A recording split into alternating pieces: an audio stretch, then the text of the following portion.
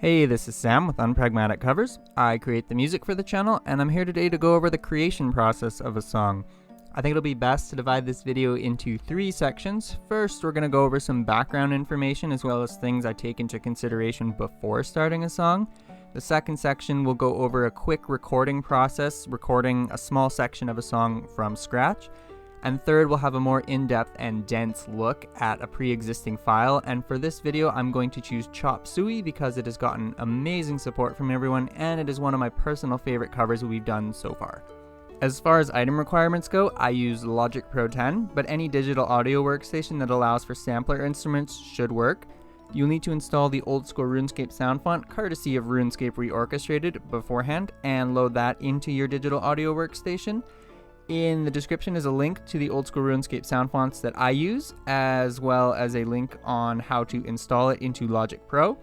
I use a MIDI keyboard to record songs, but there are ways around it, so this would be optional. As far as skill requirements go, having familiarity with a digital audio workstation is pretty important, but Soundfont covers are a great way to build familiarity. I'd actually compare it to how some aspiring writers get their start by writing fan fiction, as it gives an opportunity to exercise your creativity using someone else's pre-existing work, and I've definitely learned a lot throughout this journey as a Soundfont creator.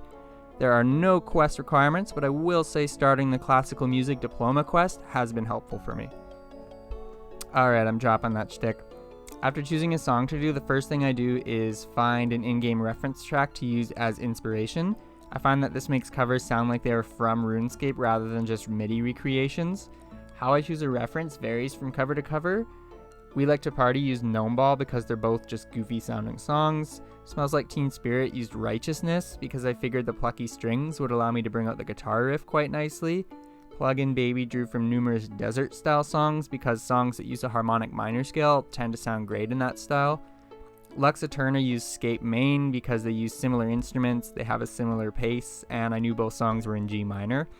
So sometimes it's instruments, sometimes it's a vibe, sometimes it's music theory related, and sometimes I don't even use a reference. And it can also change midway through. With American Idiot, I initially thought a wilderness feel would work pretty well, but it slowly morphed into more of a Falador march over time, and eventually I just ran with that. So for the next section of the video, we're going to record a snippet of The Fun Song from SpongeBob from scratch using Sea Shanty 2 as a reference. The RuneScape wiki lists which instruments each song uses, so the first thing I'll do is I will pull all of those up in Logic Pro. So let me quickly switch over to Logic. Alrighty, so here we are in a fresh Logic Pro file, and the first thing we're going to do is pull up our EXS24 sampler because that's where I can find all of the sound fonts that I've downloaded, my favorite being RuneScape 2 sound font. So I am now going to load up all of the instruments that the RuneScape wiki has told me that we will need. So I will pause the video real quick. Alright, so I've pulled up and I've tuned the 5 instruments that I'm going to be using for this video. We have an accordion, an acoustic bass, a marimba, drums, and an English horn. I've also given them icons for this video, but usually I can't be bothered to do more than the bare minimum. Next, I've determined that the song is in D major and has a BPM of 83, so I am going to switch that right now. I give myself freedom to change the BPM if I want to, so Hallelujah sped up the BPM, Stupid Horse and Lithium slowed down the BPM, and Rush E gave me an aneurysm. So I chose a sea shanty for the reference track not purely because SpongeBob has a nautical theme, but also because of the music theory. The sea shanties in the RuneScape soundtrack use very simple chord progressions and then have an iconic melody, which I think we can all attest to. And the Fun Song only uses 3 chords, D major, G major, and A major, and then it has a melody that we've all been singing our entire lives. So I'm going to start with the acoustic bass, and that's going to lay down the foundation. It's going to play the chord progression, and it's just going to use the root note and the perfect fifth alternating. Alrighty, it is time for us to get our first piano recording, and I'm just going to preface this by saying I'm not trying to impress anyone with piano playing. It is going to be sloppy, it is going to be messy, and that is fine. We can make as many mistakes as we want because we can change it afterwards, and that's actually why I say a MIDI keyboard is optional. So we're going to start with the acoustic bass, and it is going to show the chord progression of the song using just a root and a perfect fifth, so I will call it out as I play it. Root, fifth, root, fifth, root, fifth, root, fifth, root, fifth, root, fifth, root, fifth, Nice and simple. Now if we look at this, we can see the notes that I just played, and if we zoom in very closely, we can see that they are not on beat, so I can quantize them with the click of one button, and then I turn down the velocity so that it is not overwhelming in our mix. Alrighty, it is accordion time. So the accordion is going to do the same thing with the left hand, where it is root fifth, but the right hand is going to play chords. So when we put that together, it'll sound like, and you can already hear that sea shanty vibe coming out. So I will record that real quick.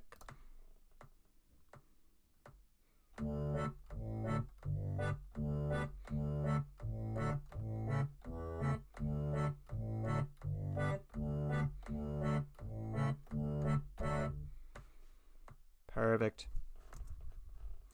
Next, we do the same thing where we quantized the notes with the click of a button, and then I will also adjust the velocity again. I don't like having the red notes, so we'll do that, and we'll move on to drums next. Drums are just going to use 3 notes, and we'll get a quick silly recording for that.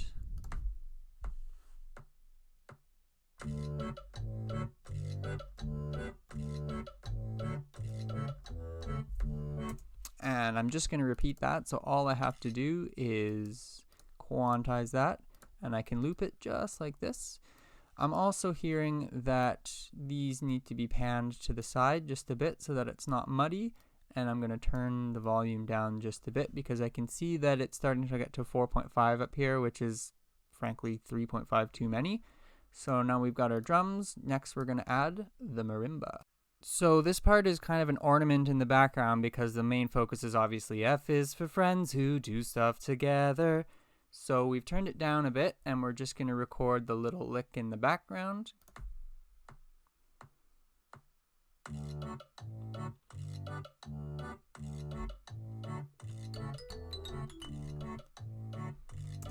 Awesome. And now this time when we quantize it, they need to be triplets because it's a different little rhythm. So when we isolate it, and we'll make the velocity a little quieter, and then we move on to the vocal melody, and then we're basically done. Alright, last but not least, we need our vocal melody, so we are going to get one last recording, but to be warned, I'm going to purposefully mess notes up here in order to show just how easy it is to edit mistakes.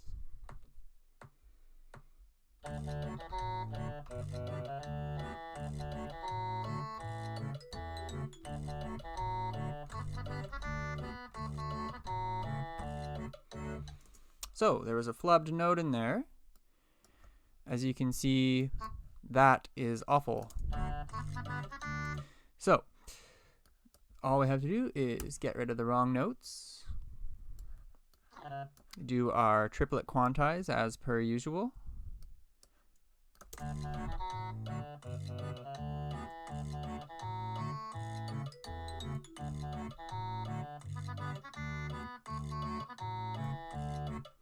so you can see that the quantize actually did not do it right because my error was so egregious. So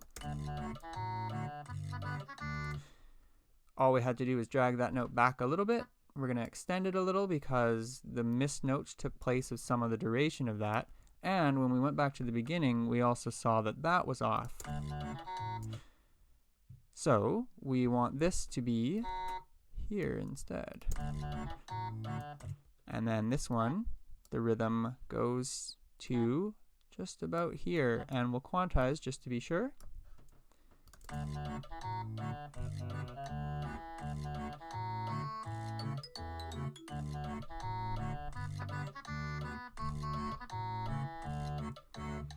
So listening back, I know that I would just have to extend this last note a little bit. And that would be that. So I would say that's about a good skeleton. The only thing that I would have to do next is do some mixing tweaks and stuff like that.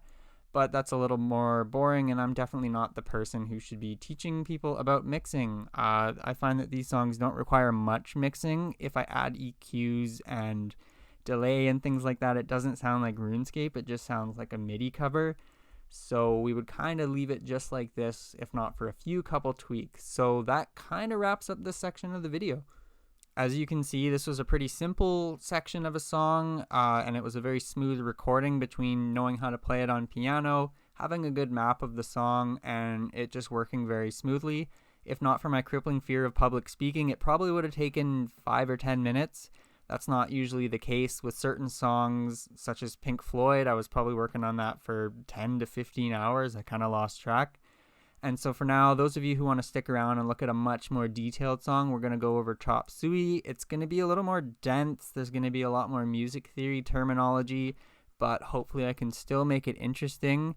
If you're checking out here, that's more than fine. Thank you so much for all the support. Let us move on.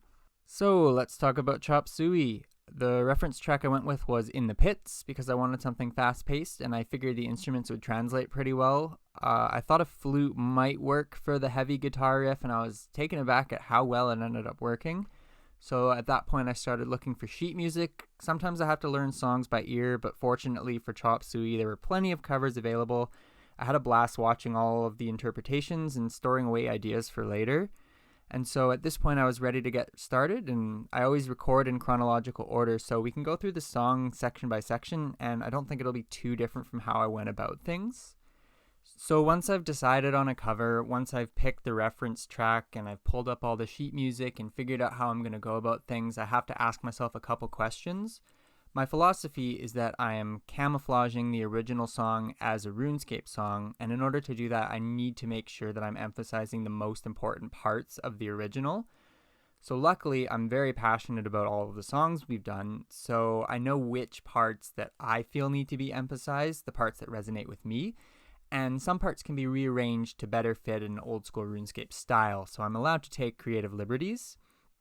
With Chop Suey, there were 3 things that I just needed to emphasize. One being the incredible drum performance of that song. Serge's vocals were another very important part of the original song, and then the chord progressions used in the song are very important and very strong, so I needed to bring those out. So this song starts off with the iconic acoustic guitar intro, and it's also the first time we encounter one of the 3 things that I said we needed to emphasize. It's a chord progression that's nothing short of remarkable. However, the rhythm is where I allowed myself a little bit of creative leeway, because if I were to play the first bar of this, it's a G minor chord. Playing it verbatim would sound like... And I hate that. It's disgusting to me. The same note at the same velocity just drives me nuts. So instead, I broke it up. Now, there are certain pulses that needed to be emphasized, and for those, I would play 2 notes at the same time, which would be the root and the minor third. So I played those 3 times, and when the pulse doesn't need to be emphasized, I would alternate between the 5th and then just the 3rd and just the tonic. So in the end, it sounds like... So that's where you're really hearing those 3 notes that create the rhythm in the original. The second time, we add the drum hit and this harp, because that's playing the muted guitar from the original. So I'm going to keep these strings muted because we've already gone over them, but just know that they are playing a G minor, an A minor, an F major, and an E flat major. So that is the one chord progression that's going on that I really wanted to bring out because it sounds so lovely. And what's so brilliant about this song is it's playing a different chord progression in the bass over top of that. So I used this bass to make sure that we were bringing that out. And this one is actually playing something very similar to the standard 4 chords that you hear in many parodies and songs. But because it's competing with that other chord progression, it just sounds so new and fresh. And it really is a brilliant, brilliant composition. So this harp continues the first chord progression, and we've got another harp that I've called high harp, and this one is playing that same chord progression, but it's also adding in the second note each time. So we've got 1, 2, and 3.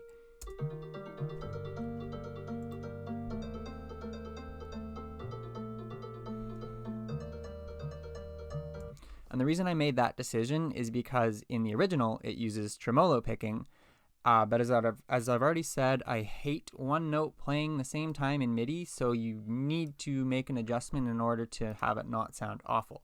So we've got these two harps doing that. Then we added this flute, and I think this gives it a really nice jungle tizar kind of vibe. So very short notes. Lastly, this is where some drums enter, and if you recall, I've said that the drums are one of the more important parts of this song. So what I did is I took this hi-hat pattern from In the Pits. It's actually pulled right from the MIDI file for In the Pits, and added that pulse. But the toms in the original, it's kind of non-negotiable. They needed to be in this cover. So by ear, I did my best to recreate them.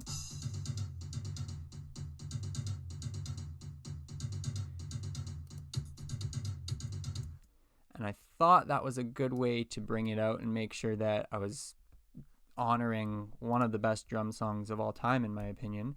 And then the only thing that changes is once we get to the end, we have the fill. And the most important note there is this loud snare there. And that leads us into the heavy section. But I will play the ocarina because I did change it up a little bit here. Made the notes a little longer here in order to have it glide nicely into the next part. Now we've got the distorted guitar entering, the nice chunky section in the original, and our chord progression does switch up. I'll start with the drums though. They get a little simpler here because I'm not doing a tom fill, so this one ends up sounding just like this. This little hit here gives it another jungle vibe. I use that one a lot. Then we've got the second piece of percussion. That is playing the toms, but this is where we needed a little bit of extra percussion. So I added some kind of like bongo hits. These are similar to In the Pits, but I needed to change it up to be a little more chop suey than In the Pits. And this gives it a lot of energy, especially when we combine it with. Now, as all of those are going on, we've got a new chord progression that we need to honor. And this one's a little simpler. So the bass is just doing that, whereas when we go into this pizzicato string, it's playing octaves. So same four notes, but this one's playing octaves. And the harp is doing the same thing, just a little higher, whereas the flute is probably the most important part in this section because it is playing perfect fourths.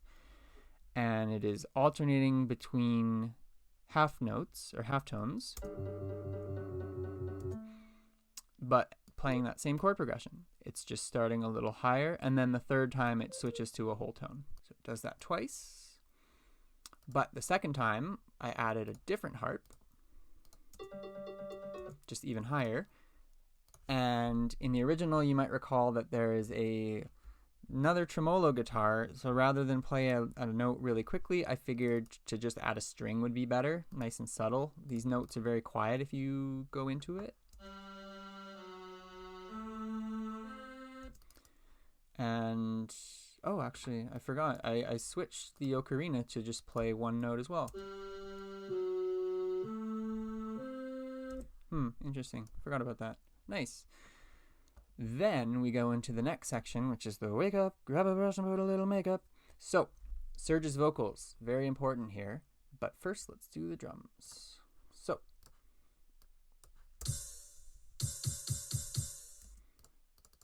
they're very simple, but very important. This is now playing,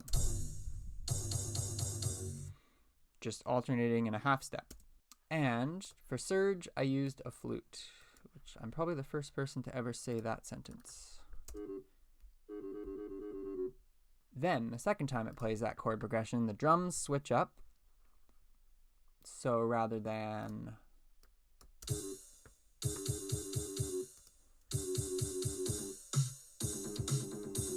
we needed to add a snare, and I also added the the bongos again. And the most important part, the you wanted to, I played a root, a perfect fifth, and a root. And then the second time I wanted it to be a little lower because the bass has gone down a half step, so I kept the perfect fifth, but then I moved the G to an F sharp going down a half step. And then Hide the Scars to Fade Away, I decided to just go up a G minor scale, but starting on a D. And then this is where we get into the first melody of the song. So we've entered the I Don't Think You Trust in My Self-Righteous Suicide part. So as usual, I start with the drums because the drums are always important for this song. So this is about as simple as they're gonna get. It's just a hi-hat pattern, and then a bass drum and a kick drum. Done.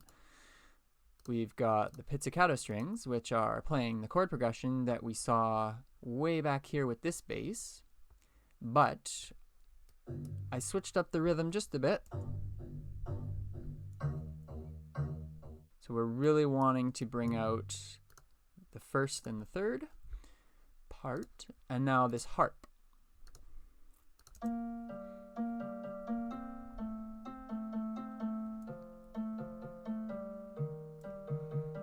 Now this is where I say this song is just so brilliant because it's two chord progressions that seemingly wouldn't go well together that just flow so seamlessly.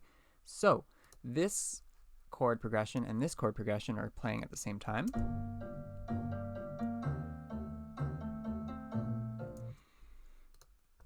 And we've got the high harp that is doing the same thing that it did in the beginning, where instead of tremolo picking, it is breaking up notes. And here, rather than do the first, the second, and the third scale degrees, I am doing root third, perfect fifth, which you'll probably hear a lot.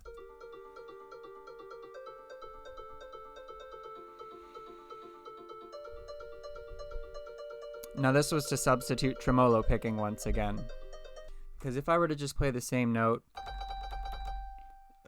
God, I'm never doing that again. So we've got the harp, the pizzicato string, and now we've got this ocarina, which is playing the vocal melody. So at this point in the song, I've kind of decided that the flute is going to be surge for the most part.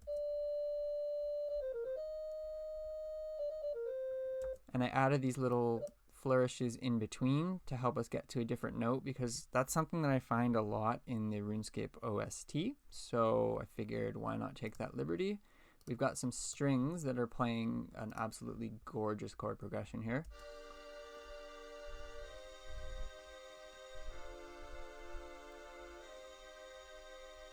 I could listen to that on repeat all day, but I have things to do. Then, during this section in the original, Serge is harmonizing with himself, so I figured I would do that with these echo drops, which is one of my favorite instruments from the Soundfont, actually. And you can see that we are playing two notes at the same time each time, so both of those are sung by Serge in the original. And I wanted to bring out the lower note a little more, because the top note, you can see that they're lighter. When it's dark red, that means it's as loud as it can be. Those notes are already being played by the flute, whereas these ones are the harmonized ones, so I needed to make sure that they were louder here. So that adds up. Then we arrive at a pretty significant part of the song. We hear some screaming vocals that say die. For that, I used echo drops to play a G minor chord. With these covers, I have a lot of fun with both screaming vocals and rap songs because there's no set tone assigned to them, so I give myself the freedom to just be a kid in a candy store and have whatever freedoms I want to come up with melodies and stuff like that. I was particularly enjoyable in the Kendrick Lamar song, trying to figure out how to bring out some of those iconic lyrics that are just spoken rather than sung, and had a lot of fun with that one. So everything besides the echo drops we've already heard before, so no need to go over that. But then we've got the little fill going into the second verse, which has this harp. And here's Serge's scream, which I added even more to this one. Now we've got quite a few notes here. but still a G minor chord. And then the drums, which provide the fill. That takes us into the second verse, which does the exact same thing as the first one. It was mostly copy-pasted, except for one thing. I needed to add a little more embellishments during the vocals, because there's the wake up, and then there's another whispered hide the scars. And then we're repeating this part again, so we've gone over that already back here, but it sings this part twice now. And for that, we kept the drums the same, we kept this the same, we kept this the same, we kept this the same, but we did change up the vocal melody because now we're playing it both with an ocarina and strings, because the melody does change here.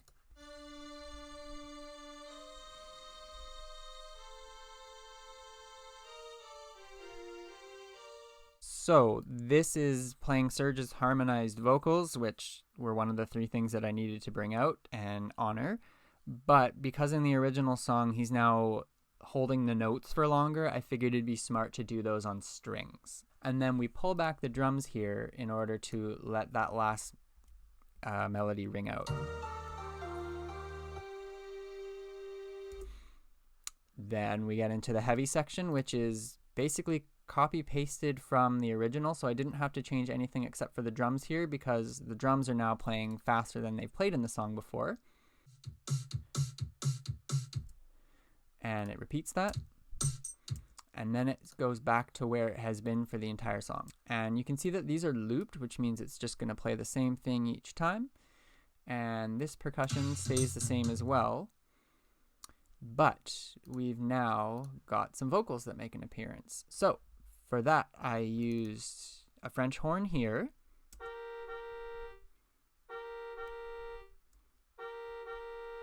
Sounds like a car alarm's going off outside. And it's competing with screaming vocals, and I got a little cheeky with this. I did an arpeggiated G minor chord. Then that translates back into a melody. So when the melody enters, it's coming from a part that's a little more aggressive, so I wanted to transition in a way where it would flow nicely, and for that I added this F. It created a nice dissonance that feels like it gets released when a more pleasant melody comes in. So that's the melody, but for me, when I'm listening to the original song, I can't help but hear Serge's vocals just reach a new level when it gets to this part, and I really wanted to make sure my version felt the same way. So rather than just play the vocal melodies on the flute, we've now switched. We're playing it with a harp, we're playing it with these strings, and we're playing it with the French horn. So this is one of those times where I was thinking there's something that I need to emphasize, and how can I do that? What changes can I make? So that's what I chose. If we look at what everything else is doing, this bass is playing the same chord progression that we've heard a lot. Same with the low harp and the pizzicato. And then we get into the Why Have You Forsaken Me? And the end of this song is just one of the greatest sections of any song ever. So there's a lot going on here. I needed to spend a lot of time on this part. This section here probably took as long as the rest of the song combined because I just love it so much. These drums are going slower now, similar to the verses earlier. But now we've got a cymbal, or a hi-hat I should say, an open hi-hat. Now we've got this harp here.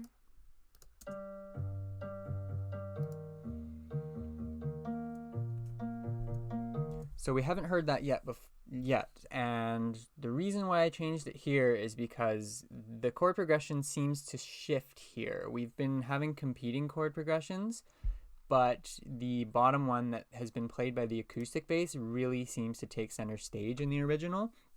So I switched up the harp from playing what it was playing before to an octave of the chord progression that I feel is a little more important in this section. Then this high harp here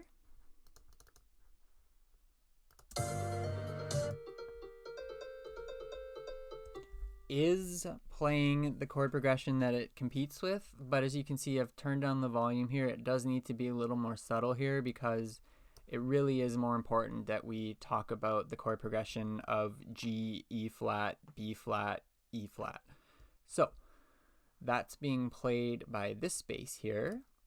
We've got the strings, the horn, and the harp that are playing the melody. So that just leaves this last set of strings here. We've got that low note that is emphasizing the root of the chord progression. So as I said, it's G, E flat, B flat, E flat.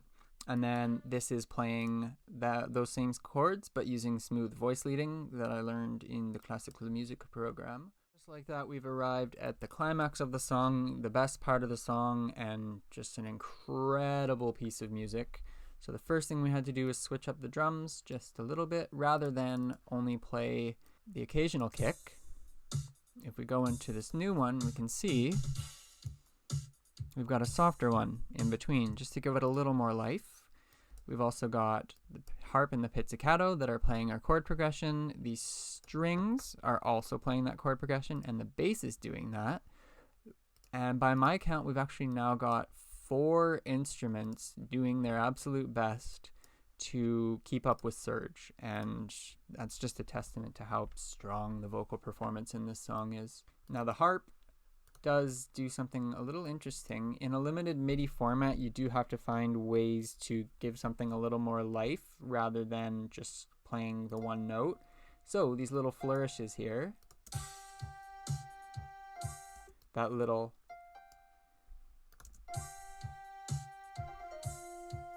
and then we've got this lead here. Without it, it would sound a lot more empty. And so that's something that was very important to do. We also added this choir for the climax of the song, and this is just to give it a little more energy. But when Serge says self-righteous suicide, that part it hits so hard in the original that the choir needed to play it as well. So we're up to 5 instruments trying to compete with Surge and still losing. So that choir plays for the rest of the song. And then there was one last thing that I needed to add for this section. And it's probably my favorite part of the original. It's a very subtle addition to the original, but it's the piano at the end. I've played piano almost my whole life, so piano parts tend to grab my interest a lot more. And it just adds so much to the song. And all it's really doing is playing the chord, the root, the third, and the fifth. So for that, we used the harp because we've been using a harp a lot, but I knew that I would have to bring in a new instrument to the song because in the original, the piano comes out of nowhere. You know, we haven't heard piano in the song yet. So I had to think, well, what instrument would fit the vibe of this song that could play that piano? And marimba was just the obvious choice. So that was able to play the chord progression with the root, third, and the fifth. And so if we just kind of separate a couple things.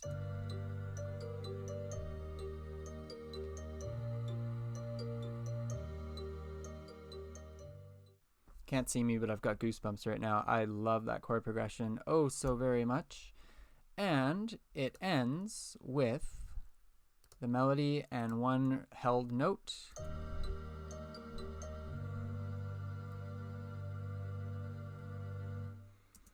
And the pizzicato and the lower harp ring out that last note as well. Get rid of these. We've got the drums. And when I zoom in, oh, I accidentally kept these hi-hats in and no one has noticed. All in all, this song probably took somewhere between 5 and 7 hours, factoring in how often I got distracted by gushing about how much I love this song. It truly is a privilege to be able to explore songs that I love and learn them and bring them out in a medium that allows for so much creativity and so much fun. The fact that it appeals to so many people is also just the icing on the cake. I don't think it's a stretch to say we have one of the most supportive and creative comment sections on this website.